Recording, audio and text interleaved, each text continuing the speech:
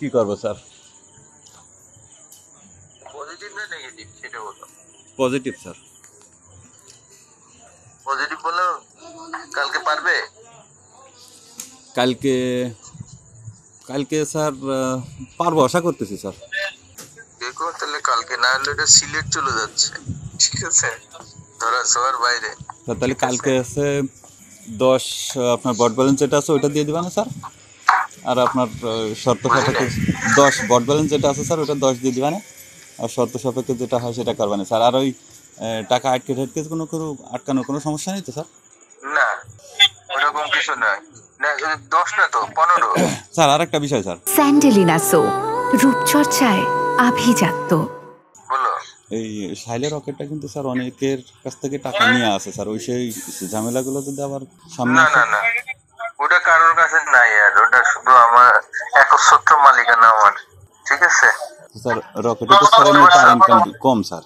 আর এটা তো নিশ্চয়ই স্যার, আর আপনি যদি পারেন স্যার আসলামটাও কিন্তু স্যার যে কোনো ভাবে হোক আমার আর ব্যাটসম্যানের মুখের দিকে তাকায় ওইটা একটা ব্যবস্থা করে আসলাম দিন। ওটার এই হদিস নাই, সমস্যা হলো আসলাম হলো তো বিক্রি করছে, ওটা তো ওই সময় একবার নাকি লগ আউট হয়েছিল, সেটা তাও সাথে সাথে নববাস ফোন করে।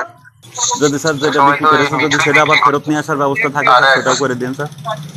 ফেরত নিয়ে আসার ব্যবস্থা নাই, ওরা ডকুমেন্টস দিয়ে যে মালিকানাও চেঞ্জ করে। আমার ব্যাটসম্যান বলছিল যে এটা মুকুল মিটুর কাছে চলতেছে স্যার, এই যে এই টেলিগ্রাম সহ দিতে চাচ্ছে স্যার আমার ব্যাটসম্যান। না না না, ভুল।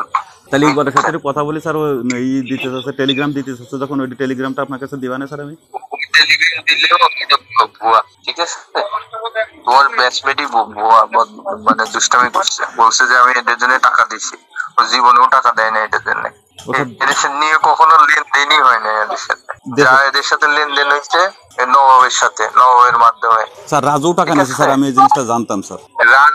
রাজুরে ওরা সেট করছে, আমি জানি, বুঝছো। রাজু টাকা নিলে রাজু নিছে, তার ওয়েটা নিছে, জীবনেও হলো এইটা নিয়ে কখনো কথা হয়নি। এটা বিক্রি হয়েছে আরো 1 বছর আগে, ঠিক আছে, ব্যাটসম্যান আরো 1 বছর আগে।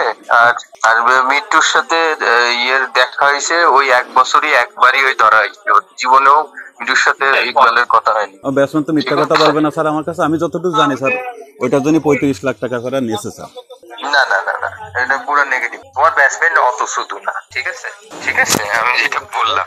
যদি সুযোগ থাকে স্যার তাহলে একটু ওরা কেউ অস্বীকার করে কেন টাকার জন্য ব্যাটসম্যান একটু মুখোমুখি হতে স্যার? এটা হলো অস্বীকার টিকার না, এটার সুযোগ নাই, এই জন্য তোমার এটা নবমের মাধ্যমে বিক্রি হয়েছে। আমি তোমার বলে দিলাম কার মাধ্যমে বিক্রি করছে, ওই নবম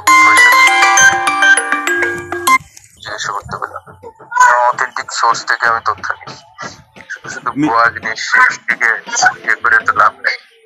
এই জায়গাটা আমাদের তো একটা বড় স্বার্থ নিহিত স্যার, তাহলে মিঠু আর ইকবাল এক জায়গায় হলে তো স্যার জিনিসটা ক্লিয়ার হয়ে যেত। ইকবাল মিথ্যা কথা বলতেছে না মিঠু মিথ্যা কথা বলতেছে, তাহলে জানা যেত। আরে ভাই এটা এই আমার দরকার নেই তো এই সিস্টেমে যাওয়ার, বুঝছো। বাবা বাবা, ঠিক আছে। জি স্যার। তুমি ইকবালরে চিনো? আমার ব্যাটসম্যান না স্যার। চিনো না? আপনার দেশই খারাপ হবে না স্যার। খারাপের জন্য না, তবে এইটুকু বলতে পারি স্যার, যদি ইকবাল আলী লিপুর সাথে যদি একবার মেশেন স্যার তাহলে আপনিও ওদের প্রেমে পড়বেন স্যার। আমি মিশবো না স্যার ওর সাথে, আমার টার্গেট হলো হয় নষ্ট করা, আমি বলছি নাই উড়াই দেয় স্যার। এই শালিটা যদি আমি নিই তাহলে আবার এটা নষ্ট হবে না তো স্যার? আপাতত নষ্ট হবে না, নষ্ট হলে আমার ফেরত দিয়ে দিবে, ফেরত দিয়ে দিবে, সমস্যা। ঠিক আছে স্যার, তাহলে আমি আপনাকে টাকা পয়সা রেডি করে আপনাকে আমি জানাচ্ছি স্যার কালকের ভিতরে। কালকের ভিতরে? জি স্যার। ওকে স্যার, আসসালামু আলাইকুম।